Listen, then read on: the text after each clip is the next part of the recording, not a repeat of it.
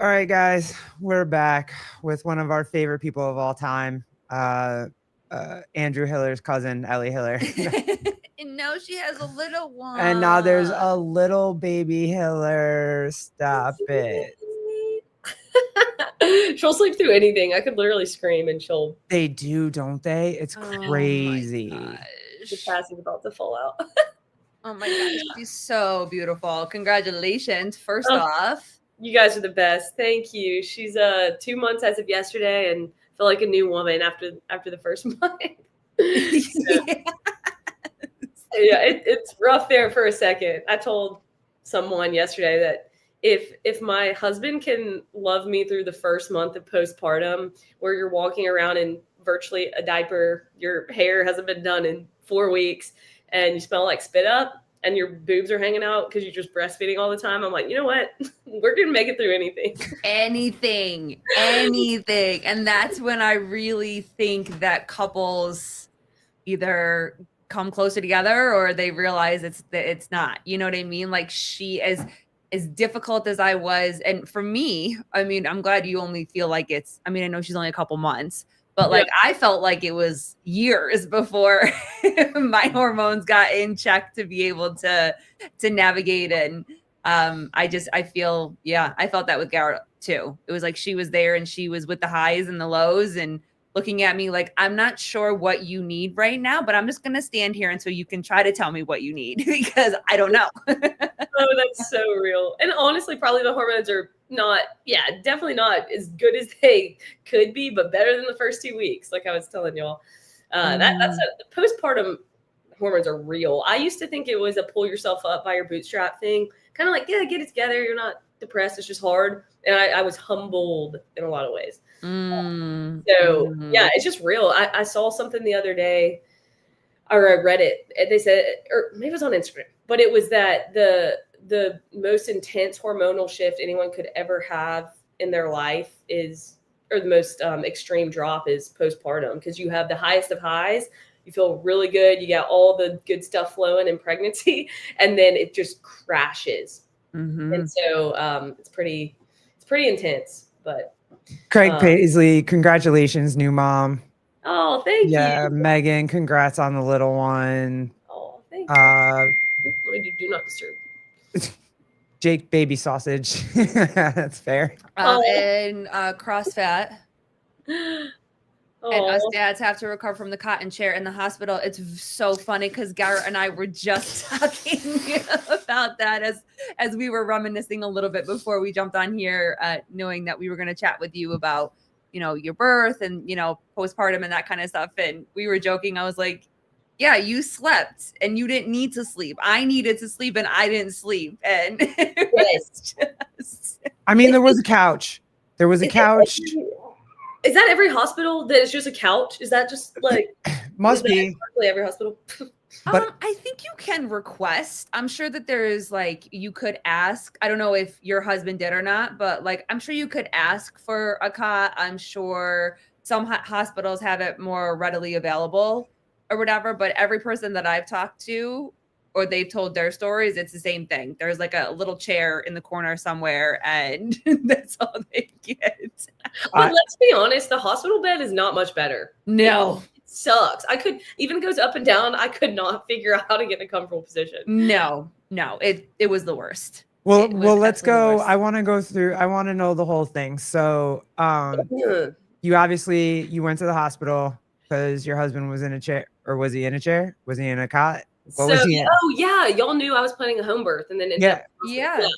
So, and y'all can stop me whenever, but it was kind of ended up being absolute worst case scenario, other than her being healthy was obviously so important, but it was not very good. In the sense of sticking to the plan. So, oh no. But if that happens, I kind of went in knowing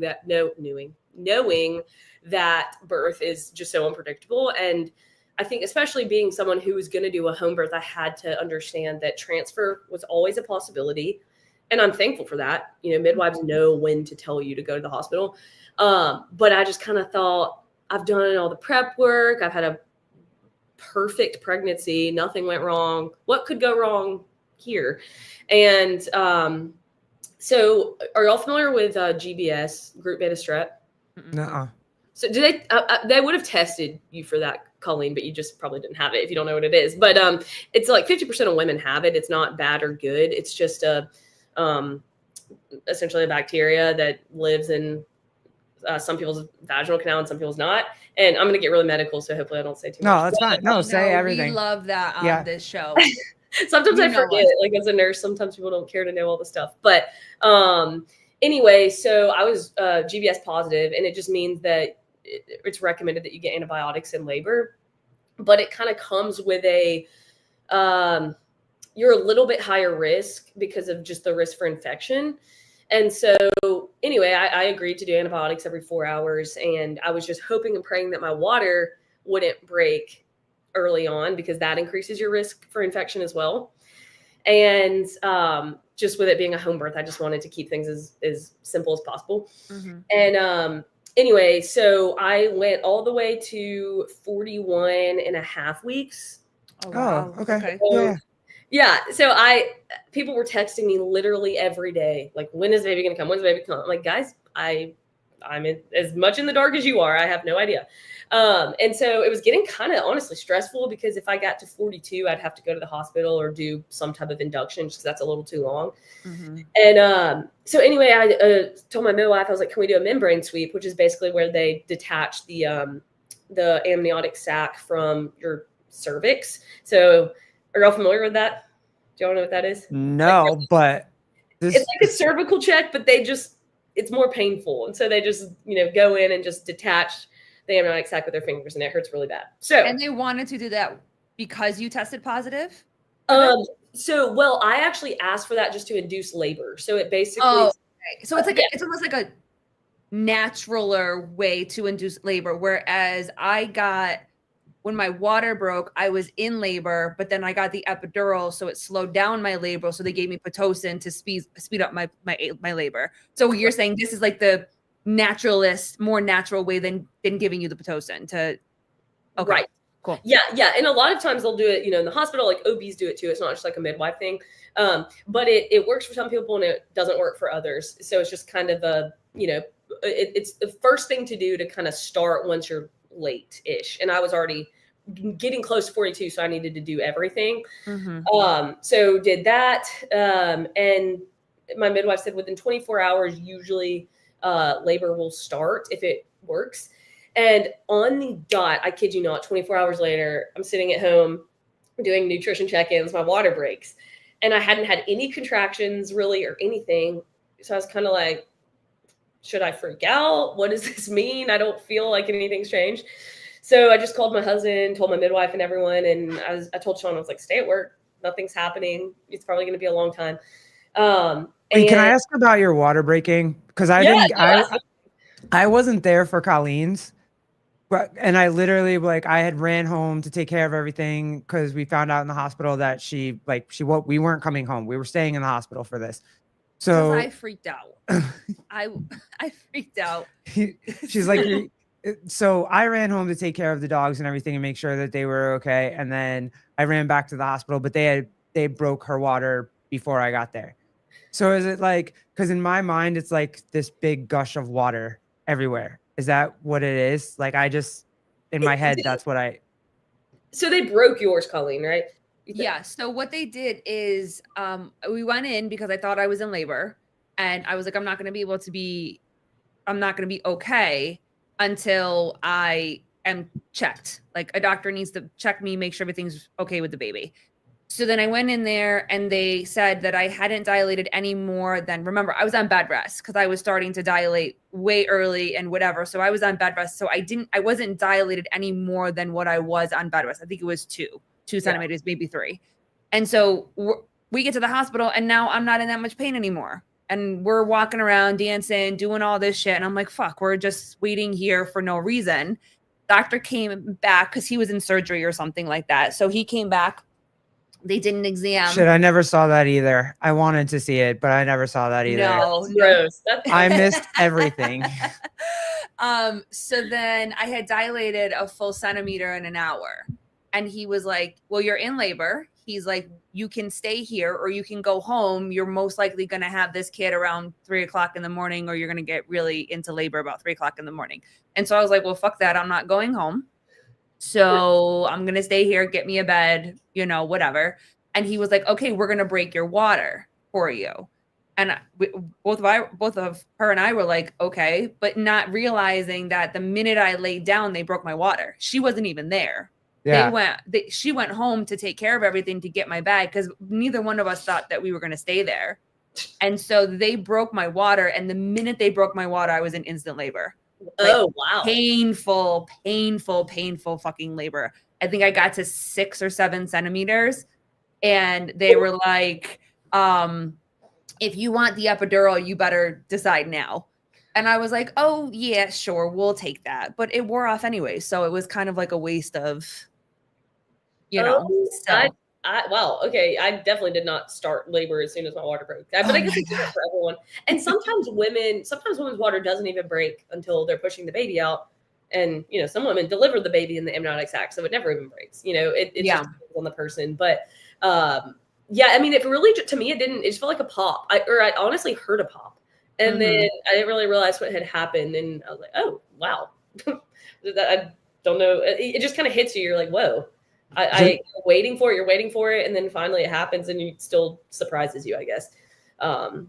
So yeah, it was just like a pop. But, and then also too, some women have a ton of amniotic fluid and some people like barely have any. I saw a comment, someone said it was just like a trickle. Like, you know, it just depends. And so, anyway, from the moment my water broke, I had to start getting antibiotics every 4 hours. So the midwife would just come every 4 hours, but she didn't stay. And big picture, I labored at home for 52 hours, which is really, really long. So, and that's where I should have known, okay, something's not progressing. But in my head, you know, you lose track of time. You're just in labor world, basically. And I didn't even know I had really been up for 2 days straight. You just get kind of delusional. I give you and so many other women that I hear that labor for days.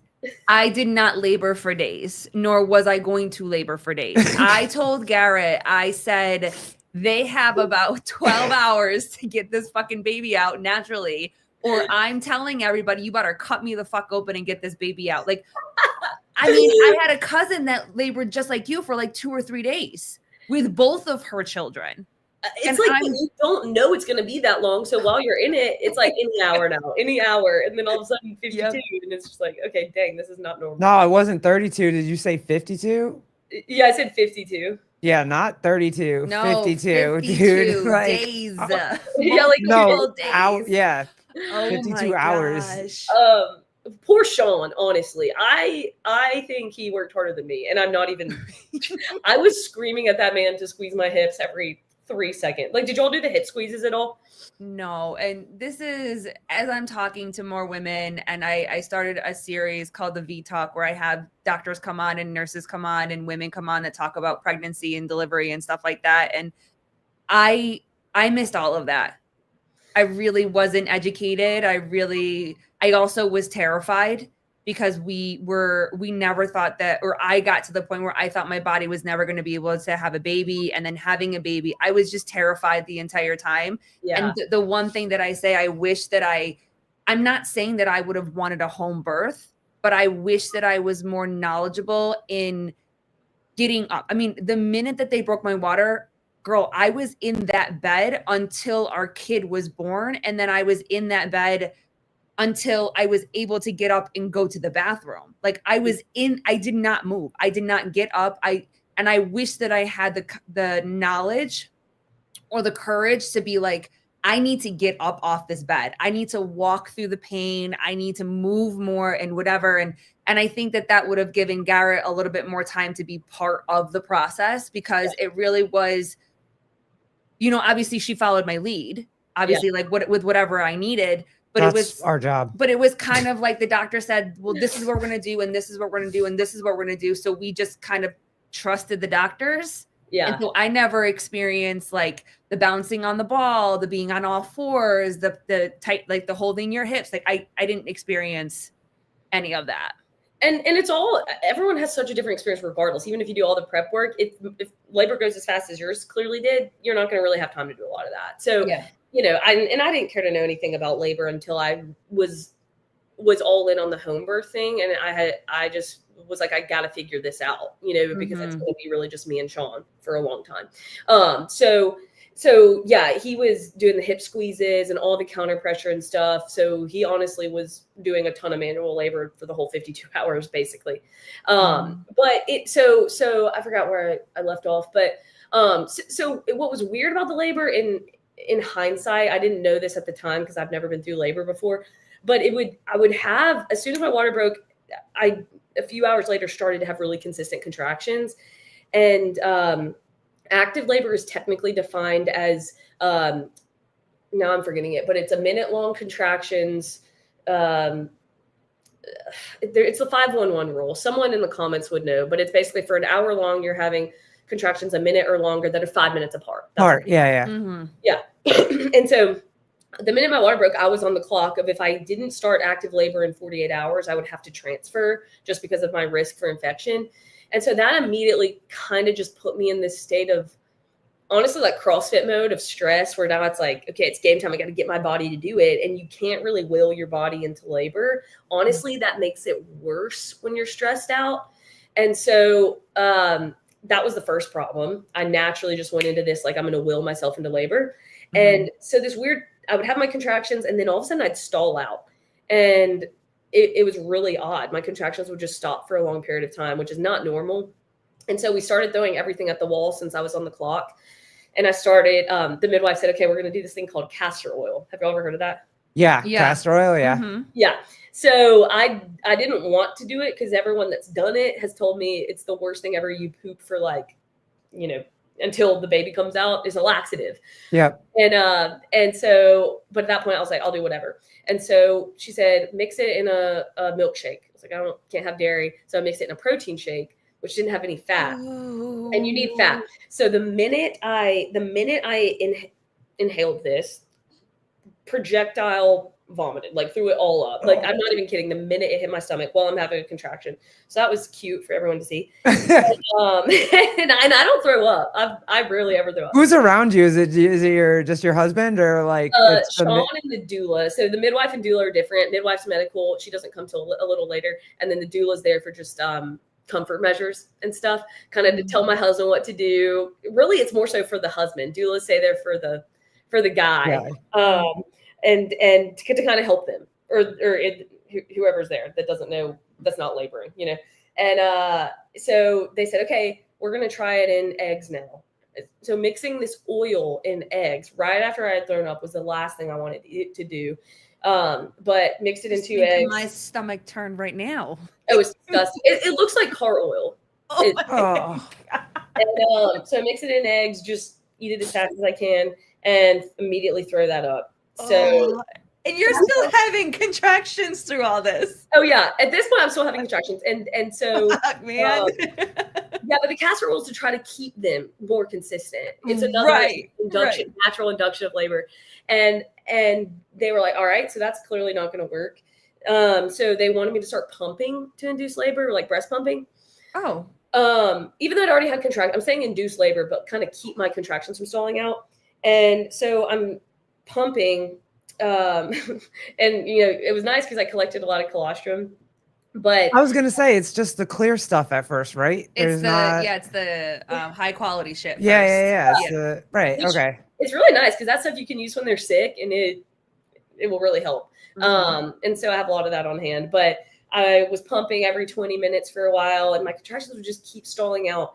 And they had me doing all these different positions where it was basically a pike, like the variation for handstand push-ups where your feet are on a box and your hands are on the ground. During a contraction, I would have to do that. And so that was really painful. There you go. You have to do CrossFit in order to be able to prepare yourself to pump out a baby. Yeah, like, there you go. That's it. I was like, I don't know how people do this. Apparently they get every woman in that position. And I'm like, if I didn't do CrossFit, I don't know how I'd be doing this. And so I'm kind of jumping everywhere, but so basically they're like, something's off. And they initially told me, it was the doula, that she was asynclitic, which means she's brow down, so their head is at a weird angle, almost where their neck is craned in the pelvis, which makes it hard for them to progress. So they would go like this, basically, if you kept pushing. Yeah, like their brow is the presenting part. Okay. Which is not good, really. Right. So that's why I was doing all these different positional stuff. And so a chiropractor came over to try to adjust me that she would move and all this stuff. And I mean, at this point, like we had already been up for a whole day. And so I was getting really discouraged. And I had denied a lot of the cervical checks just because I didn't want to know where I was. People had told me, like, you're going to think you're farther than you are. And then they're going to check you. They're going to tell you you're 3 centimeters and you're going to think you're at 7. And you're going to be like, oh my gosh. So I declined a lot of them until, 30 something hours in. I was like, I've got to know where I am. If I'm at 2, I don't know what's going to happen. So, so this pattern kept going and going and going. And then finally, I'm skipping ahead. I got to transition, which is the stage of labor where you're going from 7 to fully dilated, 7 centimeters fully dilated. And that's the most intense, where you're yelling, like you don't remember much. It's really, really intense. So I knew at that point that I was 7 centimeters or more. And I told Sean, I started feeling the sensation to push, but not enough to where I was going to do it, because I knew if my body would start to push her out. So I really wanted to kind of wait for that fetal ejection reflex. But so I told Sean, I said, y'all can fill up the tub, because I wanted to deliver in the water. And the minute I got in the water, my contractions stopped, and I had made it to transition, and I knew that was not good. Because once you're there, you're not really going to go back. And the midwife had already come over at that point, and they're monitoring her heart rate every 5 minutes or so. And her baseline had been 130 to 150 the whole time, which is really good. What are they monitoring? Is there just stuff on your stomach that is telling, like, what is? So they have those, in the hospital, continuous monitoring, but this was just a Doppler that they would do every few minutes, and they just hold it up. Okay. And I could hear it. I would never look at it, but I could hear it. And I heard her heart rate. It was like a long time between the heartbeats. And going back to nursing school, I knew, like, oh shoot, if she doesn't recover, in the sense of, like, they can get squeezed and their heart rate will go down, and that's normal, right? If they're in the birth canal, their heart rate's going to drop for a short period of time. And that's totally fine, as long as it bounces back after my contraction. And it took a while to bounce back, and I was like, oh shoot. And so the midwife didn't say anything to me. How scared are you? Like, how scared is Sean starting to get scared? Does he know what's happening? I mean, you know what's happening because you're a nurse. Does he know what's happening? Because I wouldn't know what's happening. I would just be looking at, like, your face or Colleen's face for help. In the moment, I think we both knew that it was a deceleration, but we didn't freak out yet, because we knew that was normal to a certain extent. But I will say, actually backtracking a little bit, when I was in transition, Sean would let me tell this, but I look over and I'm on the bed, just like, hi, Ellie. Hey, she just had a new baby. You see the baby? That's a new baby. Can you say congratulations? Congratulations. Thank you so much. I saw all the pictures. Did you name her yet?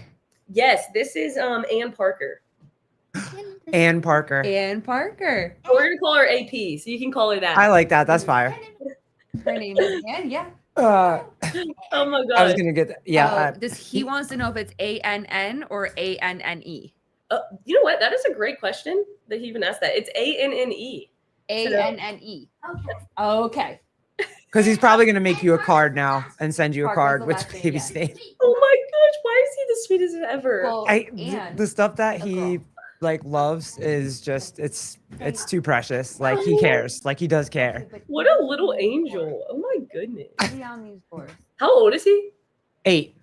Oh my goodness. I'm upset. He's like he's still he's just so sweet. Like, he hasn't gotten to he's just starting to say things like, no, for real, mommy. No lie, mommy. No joke. No joke, mommy. Like, he's starting to get some of that, like, from TV or his friends or something.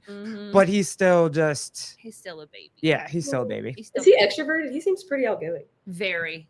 Okay. Very. Yep. That's something that we work with him a lot with. And like his speech therapist and service helpers work with him on personal space, because that's one thing that he just doesn't have. And it was nice to kind of talk to Chase yesterday and remind us that like sometimes we fixate on certain things because he is on the spectrum. And so we're so concerned about certain things like, oh my God, he's just climbing into people's laps. And Chase looked at us and was like, so do my kids. And it was kind of like a reminder of like, yes, it's a concern. We need to monitor and teach him that you can't just run up to somebody that you don't know and be in their space. But like, it was a nice reminder that like all kids do that. That's what I mean? Yeah. So also, those are my favorite kind of kids. The ones that will just come up and love on you. Oh, he is. CrossFit, the E is the English spelling versus ANN. Is that serious? Or is that that's our guy. He knows him and Bernie Yen, and they have all the facts. Mm-hmm. Oh, okay. I actually didn't know that. Okay, sorry. I didn't. So I missed we were at D-cell and the baby's heart rate. Yeah. Sorry about that. Thank you. Yeah. So good job, CrossFit. Thanks. Yeah. Thanks for keeping me on track. I didn't freak out at that moment, and neither did Sean. You know, he's medical too, so he knew. And they also walked us through all this. They said, we're not going to keep you in the dark or go have a little midwife conversation behind your back and then come back and act like everything's fine. Like, we're going to be honest with you about what's happening. And so I knew that they would tell me if something was concerning when it was concerning. But I was going to say too, Sean would let me tell you all this, but just to kind of let you know the spirits of where we were 50 hours in, I'm on the bed laboring and you know, I'm on the Swiss ball basically. So I'm just kind of like, the only position that felt good was on my knees and then my hands on the ball, just because everything else was so painful. So that was basically what I did for 50 hours. And Sean never left my side. And finally, he started getting so delusional because he was so sleep deprived and so tired. The midwife told him, they're like, just go take a 10-minute nap. You've got to leave her side for like 2 seconds. We've got her. We have like 5 other women in the room. You're okay. Mm-hmm. And he wouldn't do it. And it was so sweet. But finally he did. They're like, just go make an espresso. So he did. And I look over and Sean is not a crier. He does not cry. He's sitting on the ground and I'm on the bed, and he doesn't hold people's hands really or anything. But my midwife is an angel on earth, and she's just this like 30-year-old woman, and she's sitting on the ground holding his hand, and he's just bawling, crying. And only because it's so overwhelming for the partner, because we can't do anything for you. Yeah. There's nothing we can do. They're in so much pain, and you know they're in so much pain, and you can't do anything about it until they have the baby, you know? And he could have taken, he knew I didn't want to go to the hospital. So obviously he wasn't going to do that. But it was just so overwhelming for him, and he was doing so much too. But anyway, I just remember that vividly. And I said, and after I had the baby, I said, that's the only woman you could sit on the ground with and hold her hand because while you cry, because she's amazing. And I love If you'd have looked up from that moment and be like, bitch, stop touching my husband, I would have died. Like, that's amazing. Oh my goodness. I bet some women in transition absolutely would. Because you say things that you don't know where they come from. Which also, funny story, I told my midwife in our prenatal meeting, she said, now women are all different in how they respond in transition. Some women, you know, roar like an animal. Some women, you know, moan. Some women scream, all this stuff. And I said, oh, you know, I'm a pretty private, low-key person. I'm not really going to make any, you know, noises. And I wasn't naive to the pain of birth, but like, I'm not going to yell, because she told me yelling was helpful, low tone yelling and stuff. I was like, oh, okay, I'm not going to do that. And she told me in hindsight, she said, Ellie, I have never had a louder person in my so many years of practice. She's like, you were so loud and I don't even remember it. So that was hilarious, because I don't remember screaming like that. But so what was the one thing that like, okay, now you have to go to the hospital. There's nothing else. We can't stay home. We have to go to the hospital now. Yeah. So basically a few more D-cells started to happen, and she wasn't recovering really well. And so my midwife said, hey, you know, this is a pink flag. It's not a red flag.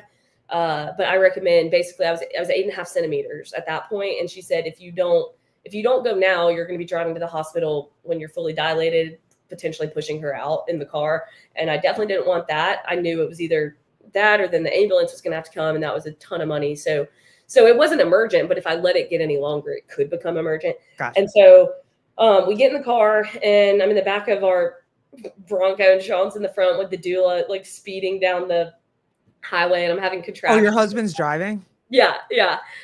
Oh, he must have been going like 150 miles an hour down the highway. Like, I wish he would have. He was going way too slow for what I wanted. But the midwife is behind us, and she said, "Hey, if you start feeling like you need to push, pull over." And I'm like, "No, we're going to go to the hospital." She goes, "No, pull over because I have the oxygen." Basically, it would be faster if I felt like I needed to push to pull over, apparently. So that was terrifying that she had told me that right before I got in the car. And so I had a few contractions on the way to the hospital, but it wasn't near as bad because when you get stressed out, it kind of slows down a little. But get to the hospital, Sean drops me off. He has no idea where to go, but he has to park the car. So I walk in with the doula. Can I ask a stupid question? Yeah. And it's very stupid, but what is the contraction is what makes you feel the need to push? Like, what makes you feel the need to push? Like, what happened? Because Colleen's like, no, I'm not. And I don't even know if you knew that you were supposed to push, but you were like, I felt the pain. Is that it? Like, is that what it is? When you feel the contraction, that's when you need to push. Yeah. And I was like, I just feel pain. Does this mean that I'm supposed to push? But you can also have contractions without needing to push. Those are the earlier ones. But then eventually you just, I don't know how to describe it, Colleen. You probably don't either, but you just literally didn't feel like I needed to poop. That's what everyone said, but it did not feel like that. Oh, yeah, there you go, no, Megan. I just felt like I had to poop. No, I did. And that's part of the reason why I wasn't pushing at first correctly. So, because right, and she told him, she's like, I don't want to poop. And he's like, it doesn't matter. No, I'm telling Garrett, I'm like, I'm pooping right now. She's like, You're not. And I'm like, no, I'm pooping. And she's like, I can see, and you're not pooping on the table. Even if you were, that's the right answer, Garrett. You just say you're not. Yeah, in nursing school, we would be like, nope, and we would just clean it up and be like, you're not pooping. Don't worry. Yep. You're just smelly, but you're not. Mm-hmm. Yeah, all the gross stuff I'm talking about. But anyway. Yeah, you were walking in. He goes to park the car. You're walking in. What is? Yeah, walking in full. At that point, I was fully dilated because the doctor at the hospital checked me, and he said I was complete. So I walk up to the front desk. The ER is on the 3rd floor, so I have to get in the elevator, and I'm literally like, Lord, please don't let me have a contraction right now because I'm in the elevator with people, and I was about to freak them out. None of them knew. I didn't have shoes on, by the way. I left the house, and I. Oh, you had just gotten out of water too. You were in the tub, right, or whatever. Yeah, I put a shirt on, so I probably had a bra stain on my shirt of like water and stuff. But I didn't care. Got to the front desk, and I told him, I said, hey, my midwife already called report, so y'all should have gotten, all this. I'm in labor. Can I, and this is what happened, XYZ. That woman had not received reports because she was just the front desk. She said, I need your insurance, your all this stuff. And I said, I don't even have my shoes on. I definitely don't have my insurance card. But they made me sit in the waiting room for 15 minutes. No. And no. Yeah, but I don't want to cause a scene. So I don't want to argue with anyone or anything. I'm terrible at advocating for myself. So like, okay, yes, but like I'm actually in labor. I'm not lying to you. And I don't think they really took me very seriously because I was trying not to put on a scene. And so I'm sitting there. Finally, Sean gets there and they call me back. And they make me go to the bathroom, put a gown on, pee in a cup, all this stuff to verify I'm pregnant. I'm like, can you not tell that I'm pregnant? Pee in a cup? Yeah, it was weird. Oh, and then also it's important to kind of frame this. And I feel like I could say this since I'm medical. I'm not anti-medical in any sense because I'm doing a home birth, but they really hate home birth transfers. And my OB told me this. He said, we are not going to inherit you as a home birth. They can't deny my care, but they don't want to, like, they can't send me home if I go through the ER, but it's a huge liability for a hospital to take on a woman basically who they know nothing about. And so my former OB was at that hospital, but I knew that their practice was not going to take me and they didn't have to. It was going to be whoever was on call in the ER that day. And so I knew they were going to be a little upset. And when they found out I had labored with my water broken for 52 hours, they were absolutely livid. They were pissed. Yeah. They were like, who let you do this? That's so negligent, all this stuff. And I'm like, guys, I got antibiotics, all this stuff, but whatever. And so the doctor comes back finally and checks me, says you're complete. And he just kept telling me that that she wasn't okay. He just kept saying, your baby's not okay. Your baby's not okay. That's all I remember. And when you're in it, a lot of things are, dude. Yeah. Like a lot of things are clearer in hindsight, but in the moment, for me, all I knew was what he was telling me and that she wasn't okay. And I didn't even want to try to look at the monitor to verify what he was saying. At that point, I wasn't going to argue with anyone. I wasn't going to be difficult because they already didn't really like me for the situation I was putting everyone in. And he just kept saying that. And he's like, we're going to do a stat C-section. And I knew the minute he said stat instead of emergency that it was not going to be good and that I was probably going to go under general anesthesia. And I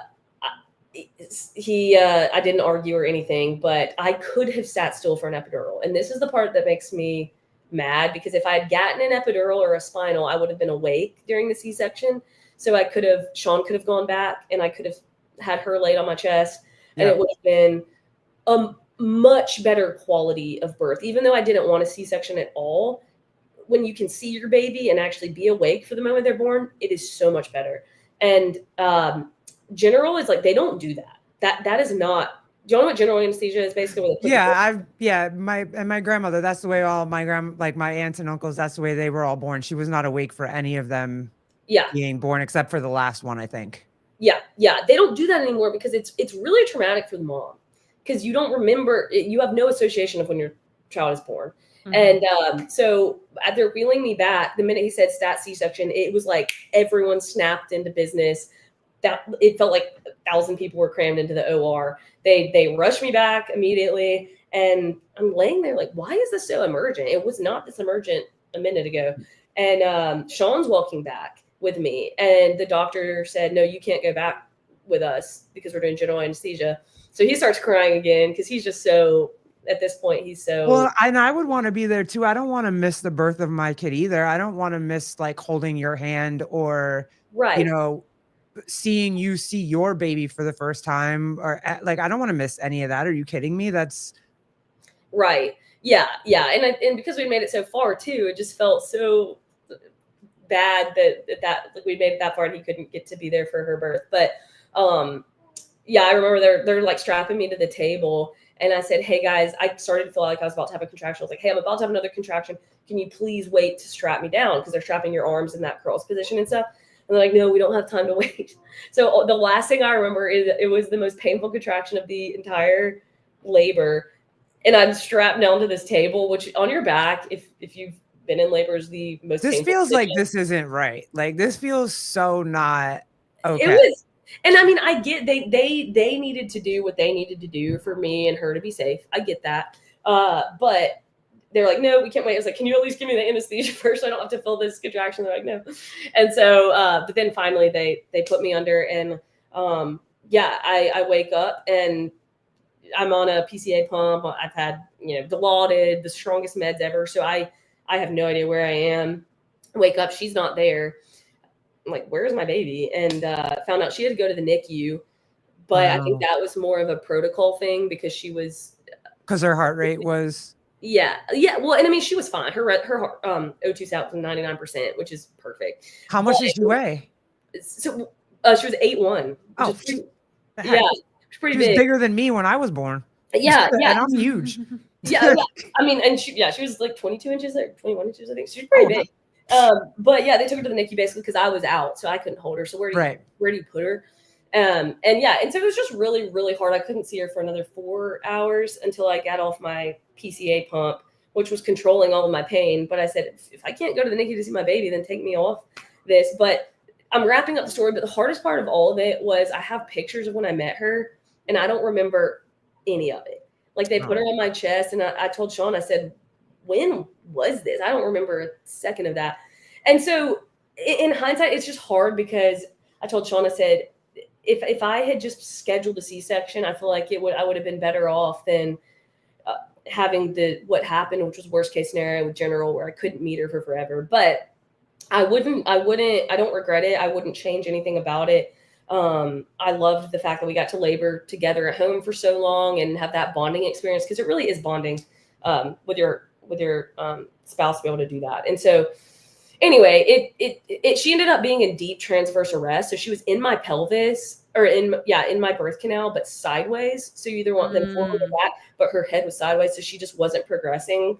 Even though I was having contractions that were progressing, she just wouldn't come out. And so her head was a cone head. Like she was in there. She had done in there. Yeah. She was squeezed, but yeah, so that's the gist of it. It was a beautiful experience and up into that point, but I'm ultimately thankful that she's healthy, and that's of course. Yeah, it just sucks because you do hear so many stories about people just not being on the same team. Like at the end of the day, we want mom to be okay, we want baby to be okay, and we have that right to choose how we want to go through pregnancy and go through labor and stuff like that. And it's not that anybody's anti-medical. We obviously know that they're there for a reason, and you obviously got to a point where you needed to go and get medical intervention because she was sideways, and it didn't matter how much your body was going through everything naturally and was progressing the way that it was supposed to. She was stuck. There was nothing that your body could have done to get her to move because she's so low. It's not even if she was up here where they could try to move her. Like she was there and she wasn't moving. Yeah. You know, so you at some point needed to have that medical intervention, but to dismiss you like that, or to be angry at you, or to be angry at your doula or midwife or whatever because you chose this path, so they're going to treat you like this, and then they're not, like, and to go from having all the information that your doula and your midwife were giving you to a bunch of people that are just pissed off and they're like, this is just what we're doing. Crazy. Like, we're just doing this because we're pissed off because you chose to do this. So now you're putting us in it's like, it's not about you. Yeah. It is not about you and your feelings on whether or not women should be having births at home or at a fucking hospital. It has nothing to do with your personal feelings. Be a professional and do your job, and also make me feel I am in labor, for God's sake. Like, make me feel like you guys are on my team, you know? Yeah. Yeah. No, and I think they have this image in their head of people who do home births are sitting there with herbs and we're just, hippies and we don't think anything is good about the medical system. That's not true. You have a sunflower van. Yeah. Flower van, all this crazy stuff. I get that stereotype because I thought it at first. But my midwife told me, she's like, my job is to tell you when you need medical intervention, if you need it. And so thankfully she knew to tell me to go to the hospital way before it was emergent. When I got there, I needed a C-section. Like, that's the bottom line. I needed one, and I got there in time, and everything went great. My problem was with the fact that they put me under general anesthesia when I could have had anesthesia or an epidural. So, yeah, I get that, Megan. That hurts just thinking about. Yeah, it's like I would. Yeah, for you and for Sean, like, it sucks. Yeah, and it was really hard, especially for him too, because he's just in the waiting room. No one's updating him. He didn't know where she went. He didn't know she went to the NICU. Yeah, I would have lost my mind. Yeah, because we didn't tell my family and that we were in labor because they hated that I was doing a home birth. They were so upset. My dad, I'm really close to my family, but he said he was going to park an ambulance outside our house when I was laboring. And I said, okay, at this point, if I'm supposed to not be stressed, we can't tell them when I'm in labor. And so he's by himself. And anyway, somehow my dad found out, and, he gets to the hospital and Sean runs into my dad at the hospital. And so that was another component that was hard, is they had kept telling me how bad of an idea this was to do a home birth. And then it was kind of like an I told you so. That's not cool. Yeah. Yeah. And they never said that, because I have a great relationship with them, like I said, but it was really hard because we were just like, crap. The one thing that we didn't want to happen happened, and they're all like, we were right, so that was hard. But man. That sucks though. Well, I'm glad everybody's okay. Yeah, it just pours salt in a wound that you guys are processing anyways. Like, yeah, at the end of the day, she's happy, she's healthy, you're okay, you're healthy, and everybody's at home. But it's like, those are the moments that I don't need an I told you so. I just need you to be here to support me and Sean and this baby, and that's really all we need. You know what I mean? So, like, it just goes back to like, aren't we all supposed to be on the same team? Like, aren't we, regardless if you disagree with what I choose and how I choose and what I feel like is best for me and my baby, or fuck, maybe you just wanted to try. Maybe you really just wanted to try to do it at home because you have seen and heard about the beautiful experiences that some women have with a home birth. And maybe for you, it was just like, you know what? I'm fucking strong. You're CrossFit. You're hardcore. Made me, I am ready for this. I am prepared for this. You know what I mean? And so to take that from you and almost belittle it, like, it's difficult for me to like hear shit like that because it doesn't need to be like that, you know? Let me just ask CrossFit's question real quick. Did your OB have any relationship with that hospital? The one that I had seen, yes, but they have multiple practices. So different groups at the hospital. And it's really if you go through the ER, it's whoever's on call. And it could be from any practice. And so, but they ended up being really good to me, and a doctor from the practice that did not have to take me ended up taking me. So it ended up working out well in that regard. That the surgeon I was very lucky because he's like one of the best ones at the hospital. And I actually knew him as a family friend before. And so he took great care of me. The nurses were amazing. It was really just my experience in the ER that was not great. But everyone else was amazing. So yeah. That's good. So you get home. Well, how long were you in the hospital for? They said 3 days was how long I was supposed to be in the hospital, but I was able to leave right after 2 days. So we left the next morning instead of staying the full 72 hours that is. Yeah, 72 hours. Yeah. Yes. Mom brain. Oh my gosh, that's real too. I can't remember anything. Nope. So we left after 2 something. So yeah, but I still haven't slept a full night since then, ever since being up for labor. I told Sean, I said, wait, I actually haven't slept longer than 3 hours since I had her. So that what was it, baby? It was like 3 months. That the end of that 3 month mark, he just started sleeping through the night. I think so. I feel like it was in his third month. I think so. Because it's that make sure you wake them up every 3 hours to eat. Make sure that you're not sleeping past when they're supposed to eat. Listen, when he started to sleep, I'm like, that's fine. This boy can be on my chest in the morning for an hour and a half for all I give a shit about. Like, if I can sleep through a full night, because we also had him in our room with us. Yeah. And so I wasn't sleeping because every movement, anything would make me jump. And then if he was hungry in the middle of the night, when he was getting up in the middle of the night, I'd put him on my chest to breastfeed, but then I would fall asleep sometimes. And then I'd freak out that he fell asleep on my chest because, those stories you hear, oh my God, you're going to roll, you're going to drop him and whatever. So then we moved him onto her side. And when he would get up in the middle of the night, she would get up, wake me up, make sure I sat up and actually got up, feed him. But then I'd have to get up out of the bed to put him back in his thing. So making sure that everybody was safe and whatever. And then I got to a point where she's like, you're not sleeping and I'm not sleeping. And we need to sleep. And this baby is sleeping. If this baby is going to survive, we need to sleep. So then we moved him into the, yeah. That's a key point. That's what I told Sean. I said, honestly, just sleep upstairs until she starts sleeping through the night for your sake, because there's no point in two of us being cranky and tired. Said, I mean, you can't feed her. So there's really no point. So we tried doing the same bed, but he just kept waking up every time I woke up. And I said, this is pointless. So, yeah. But and then he went into his own room. Oh, so you moved your husband. I moved my kid. I put my kid. I just put that together.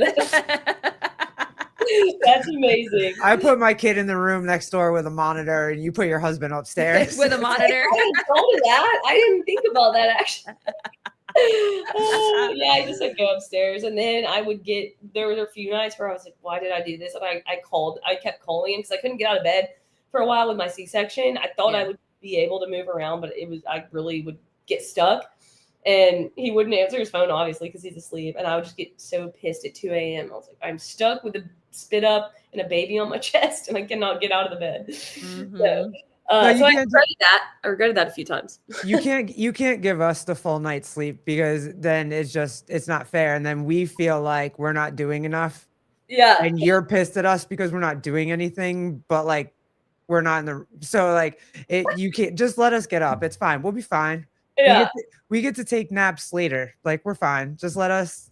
That's what we're here for. Our Mhm. main job is to make sure mom's okay so that like the house is okay. If Yeah. mom's not okay, the house is not okay. It all goes downhill. So I'd rather be sleep deprived and have Colleen be fine so the house is fine than like sleep all night and the house not be fine. That's so true. Y'all own a deli, right? Or you run a deli? Yeah. Mhm. Did you get a leave? No. Okay, same. Yeah, we both own businesses. So No. Yeah, Sean, no. I went to work the next day, and I am an idiot. Didn't think about going past my due date. I had client calls the week I got home. Oh no, girl. Well, we didn't plan anything. So I worked. She didn't work. Yeah. So Oh, okay. the second night, so he was born in the morning. He was born early in the morning. And then well, I want to get back to CrossFit's thing about like sleep when you have visitors and all that type of stuff. But so he was born in the morning. Garrett stayed obviously through the birth, stayed for a little bit while the baby got cleaned up. I had to get stitched. I had to get stitched in 3 different places. Ooh. Because I also don't think that I was fully 10 centimeters dilated. So because all I remember, like I think you only got to 9. When I think of the pain is like the doctor had his fingers like trying to, and I don't know if it's because he was there in the, like they saw the head, how long can the baby sit there crowning? You know what I'm saying? No, he did that with the shoulders. Or maybe it was the shoulders. His to get head the shoulders was out, or and his something. shoulders were. He had like football player shoulders. Oh my So gosh. to get those big He had a ass, huge fucking head too. so he was doing that definitely to get. Because I was down there like Johnny Bench, just looking. Were you to see- watching? Oh hell yeah! I was not. I was absolutely I told watching. Sean you were not looking there. No. Oh no, I saw. But I didn't see. Girl, don't stress. It snaps back. That's the beauty of it. Yeah. It snaps back because I don't know. I don't was know. so swollen and I had to get stitched in 3 spots. So he almost tore me straight through. So between the vagina and the anus, whatever that is called, that The little perineum. yeah. He Oh, almost is that what that's called? I've he heard the almost word. tore me straight through. You had a grade 3 tear. Oh yeah. Yeah. Oh my! Not completely through, but like that's grade almost. 4, Yeah. I'm pretty sure. Yeah. Oh my gosh! Yeah, Oh, you yeah. probably weren't not, or you probably weren't 10 centimeters. She No. was sitting on ice packs for a long time. I know that. That's But I had the epidural, and then and then it wore off, and then as he was trying to stitch me up, he was trying to Novacate me or like give you the numbing shots so that he could stitch me. I was moving so much they had to take the baby off my chest and give it to Garrett because I was moving so much because I'm trying to move away from him because I'm like, you have got to stop touching me. Like I'm in so much pain right now. I'm so sensitive. I'm so swollen. And I didn't realize that he had to stitch me in 3 different spots. And so I was on ice for a long time. I was so swollen. I also was terrified. I'm like, it's never going to look the same. Yeah. It's never going to look the same. It looked like it does. It looked like 2 hot dog buns. Oh, It was so swollen. that is so painful. That's girl. a C-section, I think. It was so painful. But She just kept every time a week passed, she'd be like, "Does it look normal again?" And I'm like, "It's going down, babe. Like, relax. We're getting there. It's getting there." But like You felt this. Yeah, you felt the stitching because you said your epidural wore off, right? oh my God, I felt She it felt, all. yeah.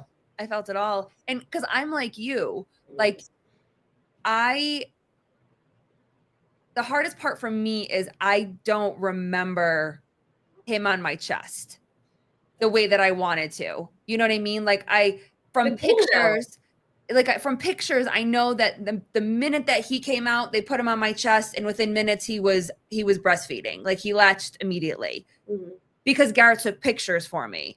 But then after that, all I remember is the pain. Yeah. And I remember that part. And then I remember, like, I kind of remember being in the hospital, but then I remember the night that she went home and I stayed the night by myself, the night after. and I was with him by myself, and I was so sleep deprived that I was begging them to, because in the hospital, they don't want them to go in the nursery. They want them to stay with you. Right. But I'm so terrified that something's going to happen, even though he's in the little bed that they have. And he's not going anywhere. I was so deep sleep deprived that I was like torturing myself. And so I pressed and I was like, can you please just take him for an hour? Like, I need to sleep. Can you just take him? Because she had to go home. Because again, we didn't think any of this was going to happen. And we didn't have anybody to really help us. So she had to go home, take care of the dogs. My sister-in-law that was here, she had to go to work. So it was kind of like we were just figuring it out. And like, I didn't remember it as much as I wanted to. I didn't have that experience. You know what I mean? So like, when I talk about it, like, that's the hardest part for me too, is like, I just wanted it to be a certain way. And I didn't get those moments. I have a picture of her holding him for the first time, but like the only picture I have, and I'm not saying it's not a precious picture, but the only picture I have of him is him breastfeeding. Like, there's not a picture of him and I in that first moment. You know what I mean? Yeah. So I hear you on that. You only understand it if you've like carried a baby for 9 months, that you just want to have that, it's almost closure of, you know, I believe hopefully vaginally delivering them is it gives you a lot of closure in a sense of, you know, they're inside, you know, they're outside, you know, and you experience that. But I just remember thinking she's seen 10 other women before me, and nurses and all this stuff. And in my head, I mean, I know that's not true. She's a baby, but I was like, she's not even going to know that I'm her mom, because so many other women held her before me.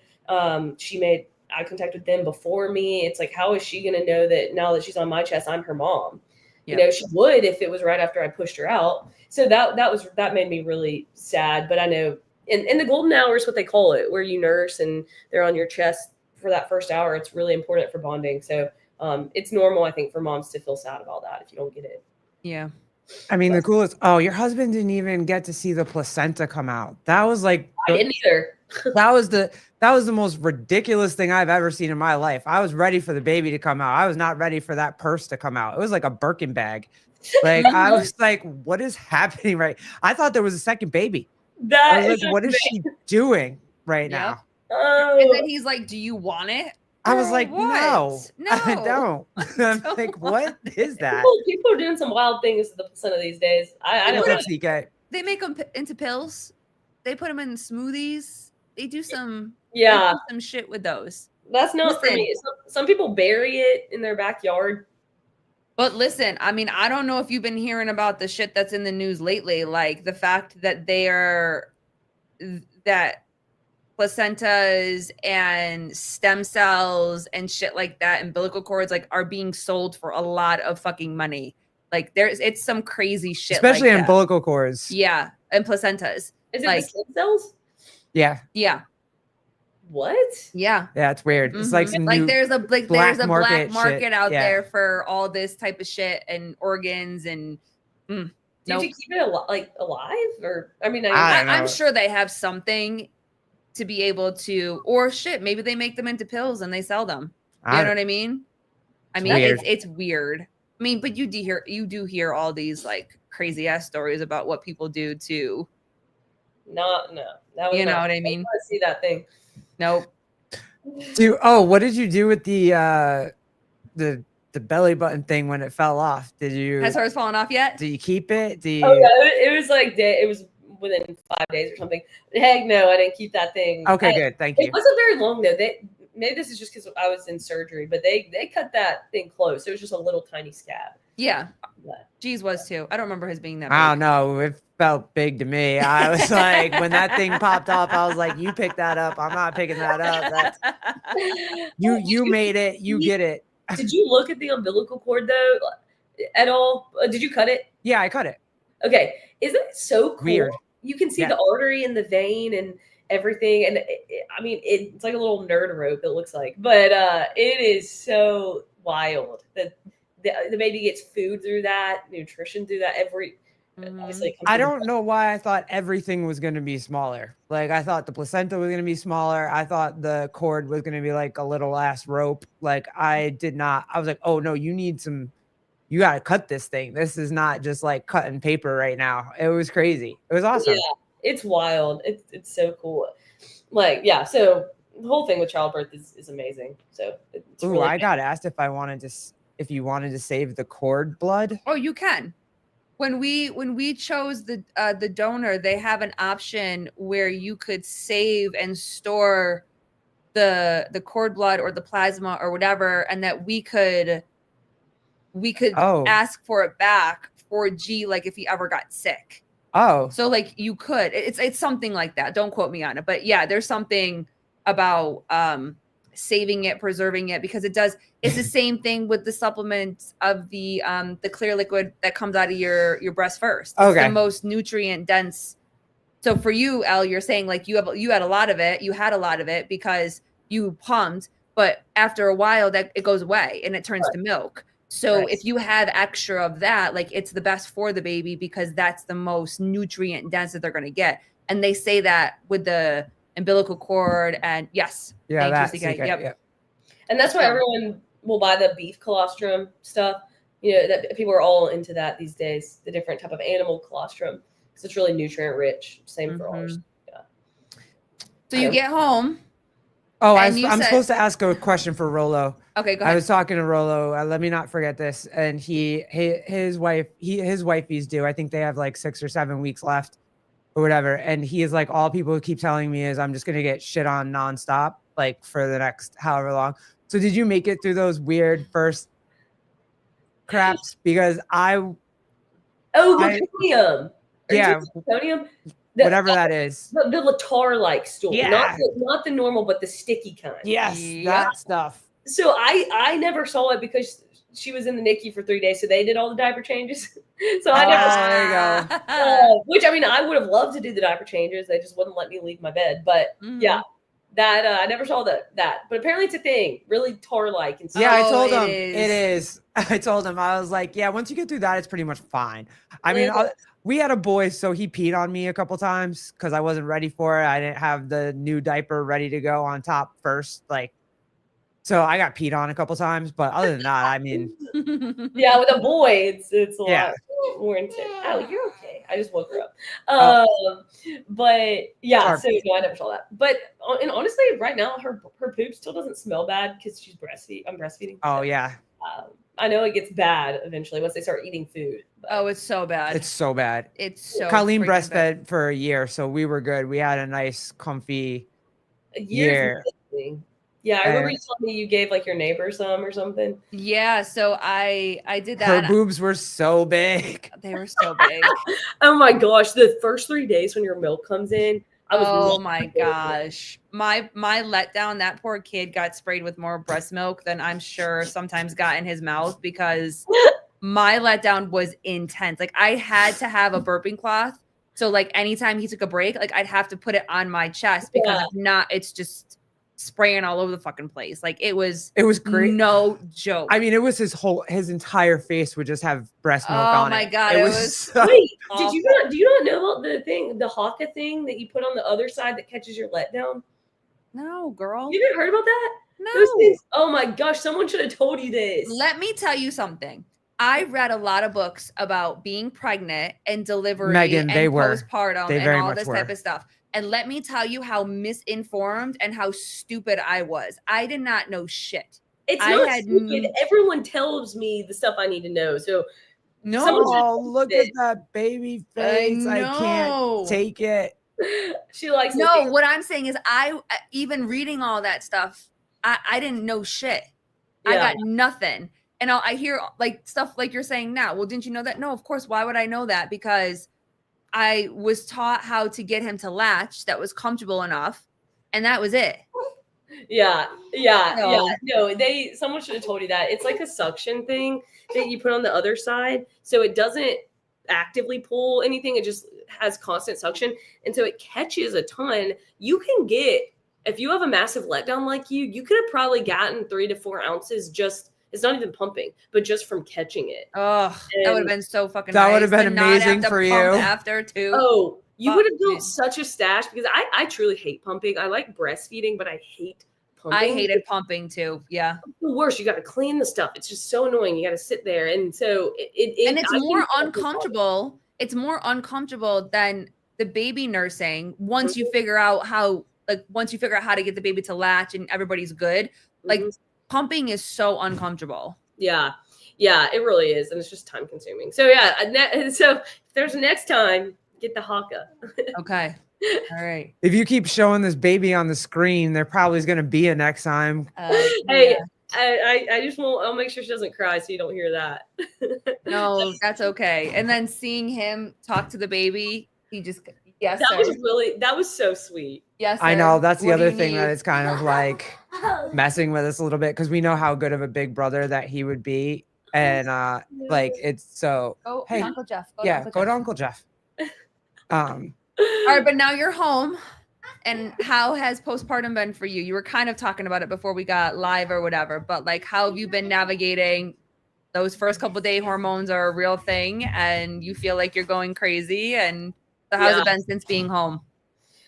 After the first 2 weeks, it's just really hard going from I've only ever been really confident in my body and felt really good about how I look, what I can do, and that's not in a cocky way. I've just like worked Hard. Really hard for that. Yeah. Mhm.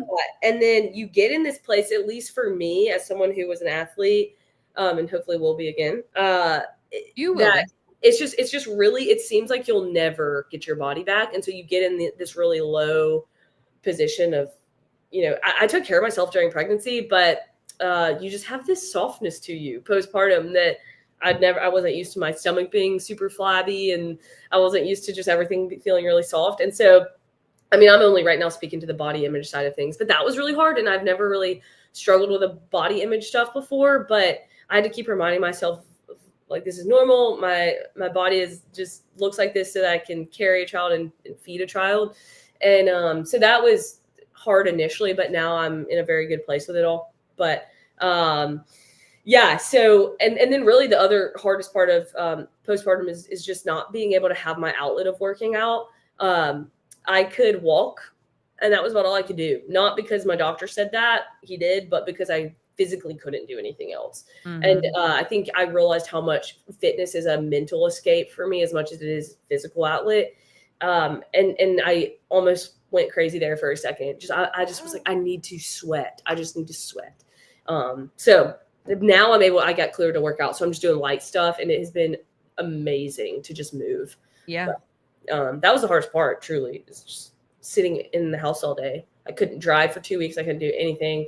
Thankfully, people would come over and talk to me, but I was about to go crazy there for a second. So Yeah, and it's hard when you do. I kicked have Colleen that. out of the house. I was like, you got to get out of this house. I Like, you don't got to know go the do answer. something. For all of our anything. sakes. I was like, goodbye. I was like, I'm going to use a pacifier and get out of my house so that you can like.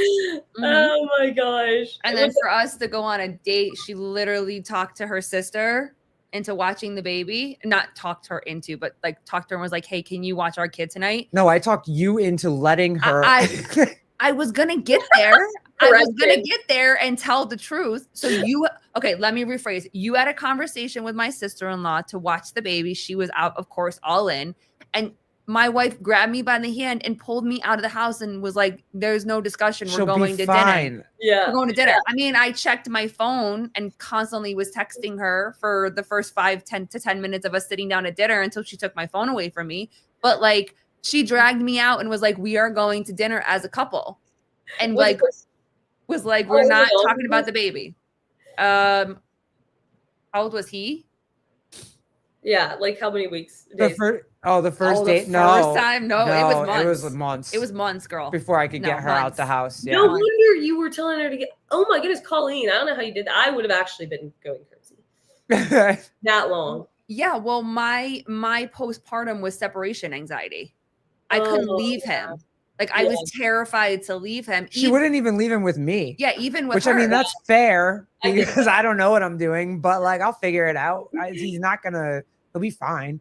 Well, you just have. Colleen, did you have these weird thoughts of did you always think something was going to happen to them? Like I for Sean and the baby, I was just always afraid someone was going to die. Yeah, me too. I was like, I can't not be with them because something's going to happen while I'm gone. You know? Leave the spouse with the baby and something's going to happen to one of them. I don't know. It's not even that. Like you think, I even thought Sean driving to work, I never had heard about him having a wreck. And I was convinced that Yeah. all of a sudden he was going to have a wreck on the way to work and die. And I'm like, why am I thinking like this? Girl, hormones after having a baby are fucking whack. Like Yeah. they are just make you out. You don't remember that because he's 8, babe. But I was out of my fucking mind. I remember it. I was a What do you mean I lunatic. don't remember it? I was a lunatic. I didn't have any hormone issues. I remember everything that happened. Yeah, she's smiling like you were crazy. Oh my gosh. Yeah, lunatic. I was out of my fucking mind. So no, it was to that point. And then once I finally got out of the house, I started going back to work a little bit, but we would work opposite times of the day. So she'd work in the morning, I'd have the baby all morning, and then I'd go to work at night. And then I'd get home super late, try to get some sleep in, and then wake up with the baby. You know what I mean? So like we passed each other for a long time until she was like, yeah, I don't really like this. Can we figure this out how, you can be home or you can work same time as me or not as much and whatever. And because it was a drive, my job at that point was like 35 minutes away. Yeah, and so that made it even harder for me because I'm away. And if something did happen, it's going to take me forever to get home. You know what I mean? So like that really like intensified everything. And then I slowly started to come closer to home, with my work and stuff. Have like you that. left Sean alone with the baby yet? Oh yeah, I got to the point where I just said, screw it. If something happens, worst case scenario, she spits up on herself or something, she'll be fine. He'll handle it. I need to leave for a second. Yeah. So yeah, once I could give her a breast milk bottle, it was fine because I could leave for like 3 hours more than 2, so I had to come back and feed her. So yeah, and he's honestly great with her. I think she'll smile at him way more than me. It's really annoying. I'm like, you know what? I am sacrificing my body for you. Smile at me. And she'll just give me this side eye. And then Sean will walk in the room and he'll be like, hey, and she's just the biggest smile. I'm like, you better smile. No, she's smiling right now. There you go. There you go. But anyway, we've talked about me the whole time. Synopsis of the games. How was that? Oh, girl, it was so fun. It was so fun. It was so fun. It went by in a blur. It was wild. Yeah. Is CrossFit really back, like everyone's saying? Yeah, the atmosphere was freaking nuts. Let's go. And just like we were talking about with Chase the other night, even though the stadium wasn't packed the way like everybody wanted to be like, oh, the attendance was down, the people that were there were lit. And it was, I love it. Yeah, Mhm. it was, everybody was in Vendor Village. Everybody was getting autographs. Everybody was trying to get pictures. Like the fans. Yeah, it was lit. Yeah. And I mean, everybody's it feels like it is going back to the roots. You know what I mean? And obviously like her and I weren't really invested when it was the actual roots of CrossFit, but like we've watched all the documentaries, we're huge fans and whatever. And you kind of feel like that energy again, It was cool. Even the athletes, some of the athletes that were a little bit cranky in the beginning, like they even looked like they were having fun. You know what I mean? They looked like they were having a great time too. So it was cool. It was very, very cool. There were athletes that were cranky, y'all think, from last year, basically? There's a couple cranky athletes in the field from last year, but they even looked like they were like gassed up and ready to go and hungry and whatever. So yeah, it was cool. That's awesome. I wonder what the change was. Do y'all know? Like if it was just I think it's the official, like, or not the official. I think the people that really believe in the methodology and the sport really just went back to the grind and was like, we believe in this. We know what this is. We have to get back to where we started. This whole thing has gotten way to the right or to the left, however you want to say it. And I think that people just put their nose down and really started to grind again. And the messaging that CrossFit's putting out right now, it's a reminder that like CrossFit changes and saves lives. Like it just does, whether you're a fan of the sport or the methodology, like it saves lives and it has saved lives. You know, and what how I mean? can you not want to go to the Mecca? You know what I mean? Yeah. Like the CrossFit Games is the Mecca. How can you not want to do it? Like again, we were talking with Chase and it's like, yeah, something horrific happened and something really sad freaking happened. And it sucks, but shit like this happens all the time. The whole world can't stop. You can't, you know what I mean? Like you're just going to throw everything away. Yeah. Well, that's encouraging that I heard people saying that, and I wanted to hear from y'all if y'all actually thought it had turned. Oh yeah, the energy was. You can ask. Yeah. Yeah, anybody that was there, the energy was nuts. I mean, it was crazy. I'm sure they'll move it to a more fan friendly place. Yeah, You know what I mean? Albany wasn't that great. It's Albany. No, I was really confused by that, but I mean, I guess they had to kind of see if is it going to be as bad as it was last year in the sense of just engagement. And it sounds like now people are all in again, so they could probably afford something a little more nice. Oh yeah, I think they will. I think the Open will be bigger. I think Rogue's going to be freaking huge. I think so too. I mean, Chase was talking about how they weren't naive to the fact that numbers were going to be low. Like the entire. They knew numbers of people actually physically being there were going to be low, but figured the numbers for people watching the live stream were going to be huge, and it was. Yeah, yeah. But the energy was great. The actual arena with people was just like, it was so much energy in there. Like you couldn't feel it if you were watching it on TV, but like it was being there was so cool. Madeline, what up, Ellie? Hey, and y'all were on the sidelines, right? Y'all were on the. My wife was working. That was not work. That was a lot of fun. That was crazy cool. You're good on commentary. I listened to some of the post what do y'all call it? Post shows or something? Yeah, the pre-shows or post shows. Yeah. Yeah, you did a really good job. Thanks, dude. Yeah, it was really cool. I got lucky to be able to do that. It was a lot of fun, and to like be like 4 feet from all your favorite athletes was insane. Like the runners were right there on the other side. Like there literally was like a piece of cloth that was separating the suites and the floor. So she was right there when they were putting the runners on the floor. It was like, oh shit, you could have, when they were getting on the runners, you could have touched them. They were that close. It was insane. Like it was crazy. It was really cool. Hey, Sean, come say hey. This is Sean. Oh, Daddy. What's up, Dad? Congratulations, Papa. Thank you. Garrett and Colleen. Hey, good to meet you guys. Yeah, they're you awesome. finally. You too. Congrats. We got to finally meet him. So yes, that's really cool. Listen, anytime he wants to come on and talk from a dad's perspective of what being a new dad feels like, we would love to talk to him about that. Yeah. Well, he's in the ringer. Well, for starters, it kind of feels like your heart's on the outside of your body now, and you're having to get used to that reality. So that's the biggest thing right now, I'd say. Yeah, absolutely. You got to manage that anxious feeling that you get when they start moving around. Right now, she's not moving, so you're kind of. But when they start moving, Dad, good luck. I'm with you. Absolutely. Well, he came to grab her because she was about to have a heart attack. Oh yeah. I just want him to say hey to y'all. Good to meet you. It was very nice to meet you. So anyway, are y'all happy with who won? Obviously, y'all knew Tia was gonna win, but are y'all glad Jason won? Yeah. Do either one of you like go for it? I can't believe that people are mad that Tia won again. Now I'm over it, and I'm like, oh, I just want to see greatness. Like now I want her to win 10, and then like have her second baby, and I know go do whatever Tia does. Like you know what I mean? Like let's fly. I love it. I don't think people understand what she did after having a baby is absolutely insane. Dude. Yeah.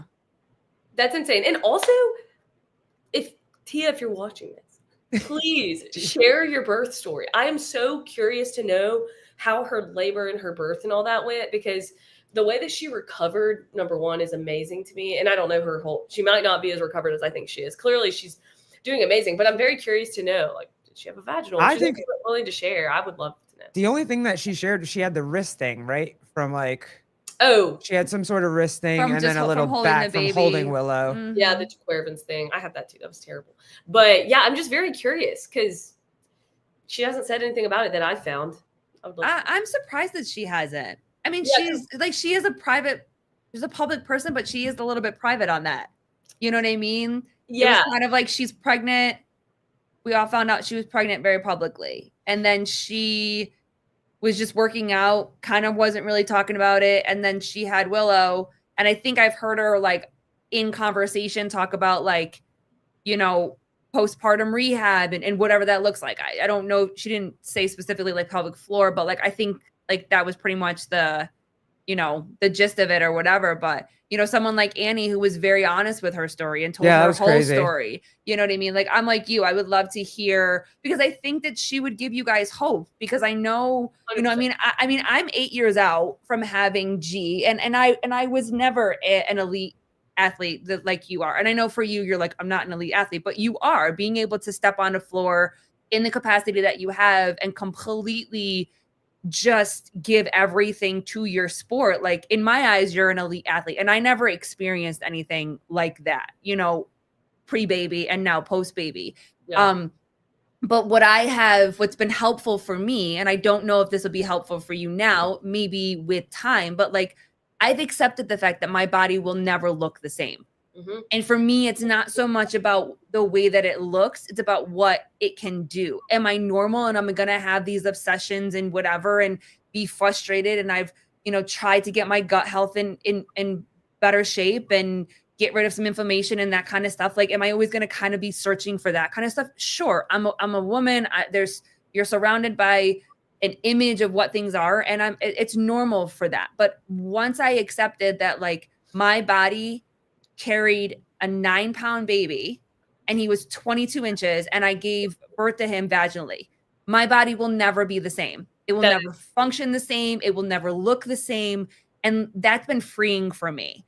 You know what I mean? But that took a long time to get there. And like I said, so I don't know for you if right now that's helpful, but with time, it really helped me be like, stop nitpicking your body, because you brought life into this world. So now I look at him and I'm like, oh my God, I made you. Like, you were in my body for 9 months and I made you, you know what I mean? And you're brand new. This is still brand new for you, you know? And again, seeing your body the way that it is now is very difficult for you from where you came from.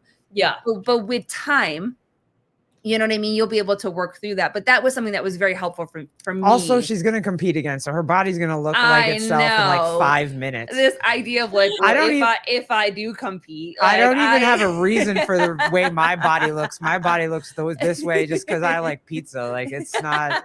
I don't know. Oh my God. We'll talk to her in or 6 menopause, months. maybe when I'm like, we'll talk to her in fucking 6 months and she's out there crushing scores and she'll crush the fucking open. Watch. Yeah, because don't you get those mommy hormones now? Like, it's almost like you are on like performance enhancing drugs because you have those whatever. That. Yeah, it's like you have more HGH, I believe, and then some other stuff. But you know, you definitely don't have much going for you the first few months. But and I think once you stop breastfeeding too, things will.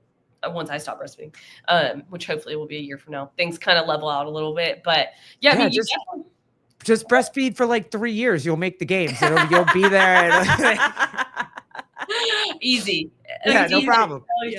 Yeah. No, but also what Kenneth said. Have y'all watched Car Saunders' birth? Yes. Yeah, mm-hmm. I saw it. I cried. That was beautiful. Impressive. Yeah. That's really impressive as fuck. Yeah. Not even just doing it, but recording it and then sharing it for everybody to see, critique, have an opinion on. Like, that's brave that's there. Incredibly vulnerable too. Just I couldn't get to that point, but props to her. No. Yeah, see, that video just made me and my vagina have another conversation with each other, saying that we made the right decision for our life. Well, thank God you married a woman that wants to have care, wants to carry your babies. My vagina looked at me and said, "Good job." I don't know how she did. Yeah, watching that don't. I just remember watching her in Murph push through the pain she pushed through when she had a heat stroke. And before I had my baby, I watched her video of her having a baby and her talking about the pain she was in. So this was probably not a good idea to watch a person who I pushed through a heat stroke. Yeah. She was running unconscious. Ever done. Yeah. I was like, whew, probably not the best idea. But yeah. No, badass for sure. Did you watch any of the games? Were you like just? I watched the reruns of a lot of stuff, and then I did listen to some of the Savon pre and post to kind of catch up on stuff. I just wasn't able to watch all of it. But did you see the Colton his rope broke? Yes, I did see, and I listened to some of his commentary on that. Hit the air when I tell you the air went out of the room for that. Man, Like no one could even cheer for anybody else at that point because we were all like, What the fuck? no. Mhm. Like, no. Mhm. I wanted him to have a good weekend so bad. I know. I mean, he did. He had a good weekend. It's not like He did great, but I think what was he like 13th or like was he higher. did better than he did the last year or something. So I Mhm. mean, he had a good weekend. It just wasn't. We just all wanted him to break top 10. Right. And Yeah. he did too. I think he would probably say, he said, I think verbatim, he said it was the best finish he's ever had, but he still wasn't happy with how. Yeah, I get that. And the hype was so big around him. And I think so for all of us, we were kind of hoping that he was going to have 12 that weekend where it was like the hype was going to take him to that next little level to get into the top 10 or, you know what I mean? And I think for him with that one really just sucked because he was doing so well. I know he did so. He was making such a climb. Yep. And I was like, ugh. Yep. Damn it. Listen, he still got some of the biggest cheers in the entire stadium. That stadium went nuts. No one has ever cheered for the second heat the way that they cheered for the second heat with the Colton entire in it, weekend. like, ever. Yeah, that man. How can you not like him? He is just such a grinder. No one else can. I don't think many people on that floor could do what he does. And I don't think many people understand how hard it is to be the level he's at and have the grueling job that he has. That is insane to me. Yep. Yeah, even what I saw on Sevon's show this morning, didn't Hatfield stop being a bunny farmer? Like he's not a bunny farmer anymore. He is like a full-fledged CrossFit athlete now. A full athlete now? Yeah. Yeah. Oh, my man released the bunnies. He's going to talk so much shit about that. Which, I mean, I imagine farming pigs is a lot harder than bunnies. Not to, say that farming bunnies isn't hard, but I feel like Colton's always doing something super taxing. Yep. So isn't he building out his backyard fence or something for his little weenie dogs? Isn't that what he's doing now? Yeah, probably. I think that's the last thing I saw on Instagram was a fence putting something in the ground. But yeah, he's amazing. So I'm glad that's the only year I've been happy with the Spirit of the Games award. Yeah. Okay, absolutely deserved it. Do you think that's a dork award? But this year because Colton got it, it's not a dork award. Yeah. I used to think it was just lame. I'm like, okay, give me a reason why this it's cheesy. Yeah. Represents the greater CrossFit community. And the weirdest one for me was like didn't they give Sam Briggs the Spirit of the Games award after she had already won the games? Like, how do you do that? Oh, did she? I don't remember that. I feel like it was after. I feel like she got the Spirit of the Games in like 15, but she had already won in like 13. Like, you can't give a past champion Spirit of the Games. Like, that's weird to me. Like, I don't understand. I mean, you can. They did. It's weird. So I don't know. Yeah. Yeah. But I think in the past too, they never really talked much about why. Could you imagine if they tried to give Rich Froning Spirit of the Games? Yeah. I don't think he'd take it. He would fucking punch the person. He like, is the one. No way. I met Rich Froning. Oh, I saw that at picture. The games. Me and the baby met Rich Froning at the games. Yeah, y'all were out. It looked like y'all were outside. Yes. So Vendor Village. There was a vendor village outside when you first walked up there before you went inside the arena. And then in the arena, there was some more. And then there was the bigger vendor village, which we didn't realize until the last day. There was a bigger vendor village that was more around where the athletes were warming up and stuff like that, or leaving the events and stuff like that. But that was in like another building. Oh. Like it was a troop to get up there. So we had went outside. We were Garrett was about to go live. And we went outside because I was like, I need to get out of this arena. Like, it's too crazy. It's getting a little too loud for him. So we went outside and I literally was just walking like in a circle around the vendor village. And we started walking towards the Mayhem tent. And as I'm walking, and then I realized through the people, I'm like, oh my God, Rich Froning is right there. Holy shit. So I didn't realize that I was in the line to take a picture, to meet him and take a picture with him. Well, then I was like, well, fuck it. I think it was like 4th or 5th in line because as I'm walking around, I didn't even realize, you're kind of weaving in and out of people to keep it moving. And then I realized these people in front of me stopped and then they kind of parted a little bit. And I was like, oh my God, Rich Froning is there. So the baby and I waited and I was just going to take a picture of the baby with Rich.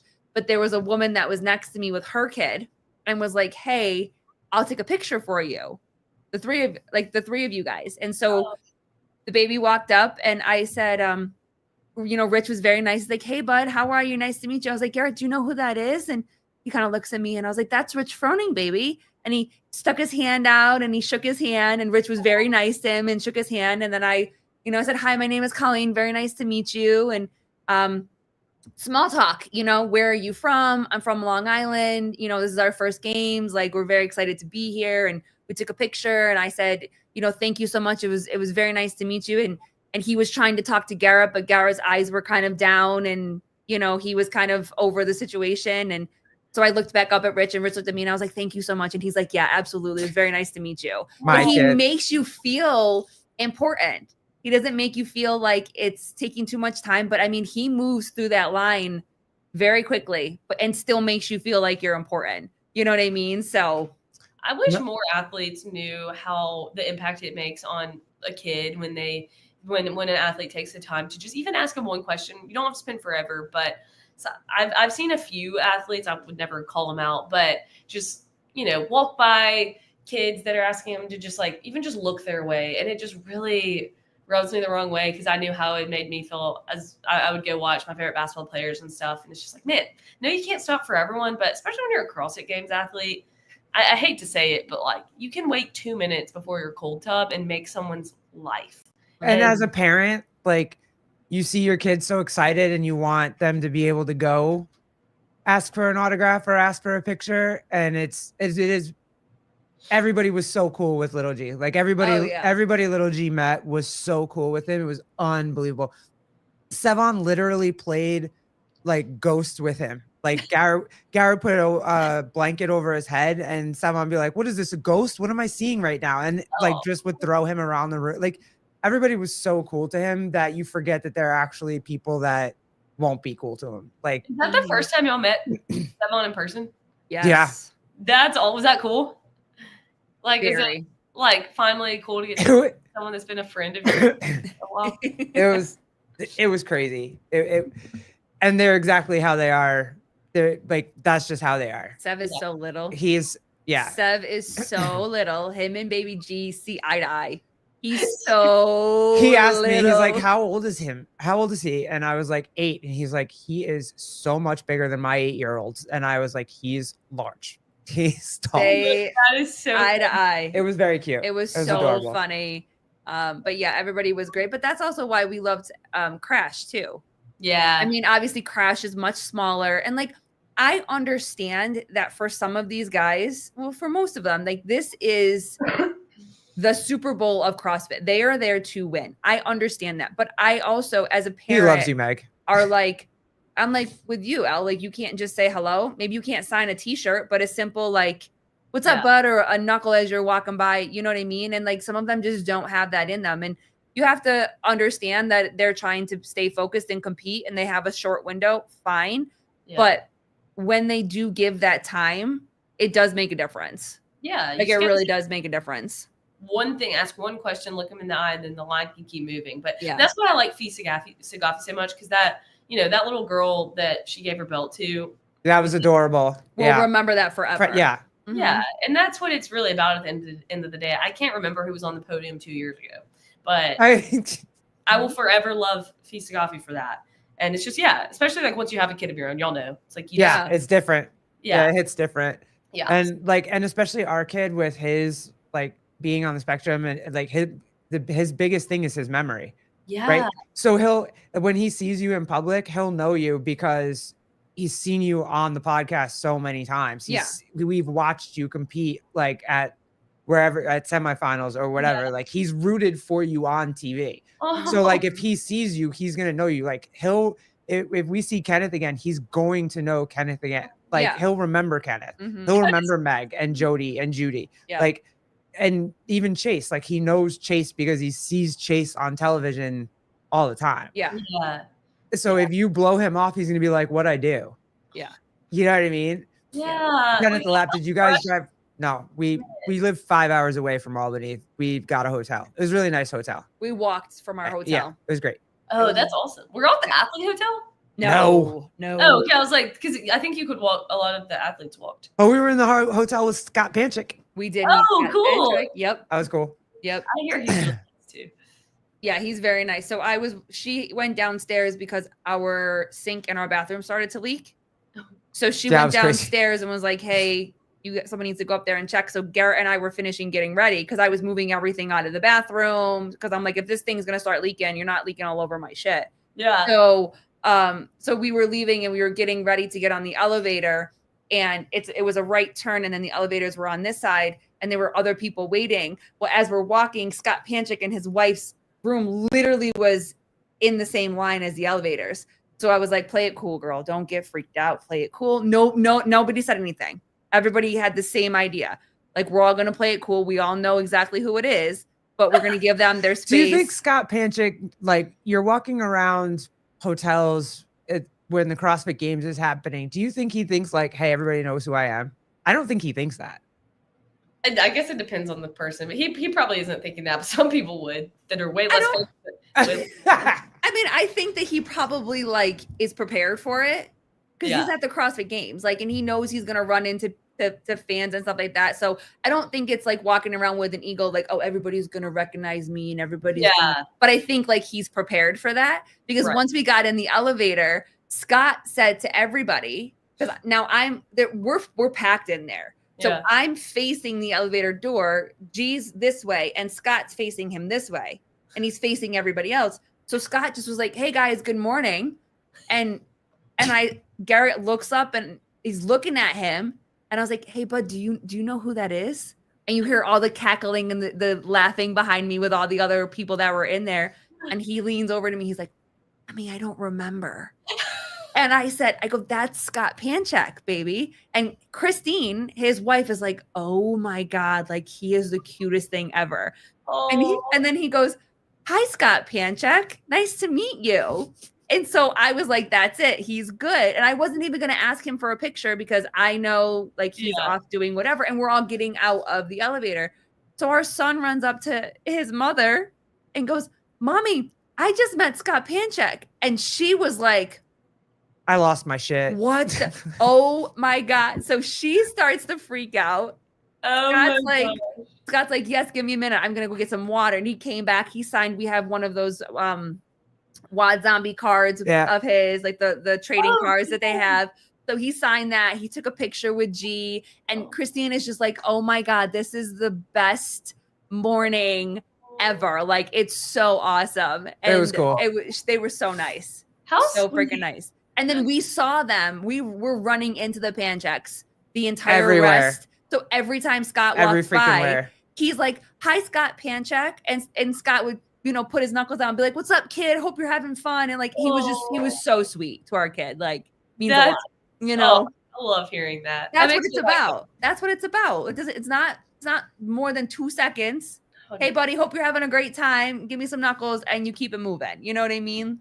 100%. How hard is that? One last question before we get out of here, because our kid's gonna just start sitting here and taking over the show. But help me out with this TMZ question, because Jenny from Dense Updates, we're gonna do our TMZ show next week. But I want to see how this goes over. Have you seen like the Hiller video or the Dense IG post of somebody filming Danielle Brandon from a Ring camera? I was so confused. I've only seen her post, but I haven't seen his. And I assume Hiller knows more. Well, I don't even, I'm going to ask Dense this, but somebody got Ring footage of her. And must have sent it to her. And put it in either, this is my theory. I think the person had some random weird girl show up at her house on the Ring camera and didn't know that it was Danielle Brandon. Threw it on Facebook. Somebody who knows who Danielle Brandon is probably saw it and sent it to Dense. That's what I think. But my question was, she wasn't doing anything, was she? Yeah. Why was it such a, like, I didn't understand. I was like, wait, is she doing something that I don't understand is weird? Or no, she wasn't. I think she just went to the wrong house, but it's Danielle Brandon. It's TMZ. Like, if your name's not Danielle Brandon, that shit doesn't matter. If your name's Danielle Brandon and you walk up to some random person's house asking for Ben, who all of us are like, who's Ben? Ben Bergeron? Ben who? Like, whose house are you going to? It's Oh, then, it must be that guy. They kept posting. I know the Alston Gooch guy from Birmingham, and they kept posting about a bin, and it was his birthday. So maybe okay. that's who the bin they were looking for. I'm just saying, if it's 7:30 in the morning and you're Daniel Brandon and you walk up to the wrong house on a Ring camera, and somebody throws that shit on Facebook, like, you're that famous, girl. Sorry, I don't know what to tell you. Like, Oh my gosh. Yeah, I mean, I could totally see that. So yeah, someone putting it on Facebook, and then I mean, and even people outside the CrossFit world, I think know who she. So a lot more than other athletes know who she is. yeah. She has a following. Way more than other athletes though. She's like, her Instagram is crazy. I don't think those are all just CrossFit enthusiasts.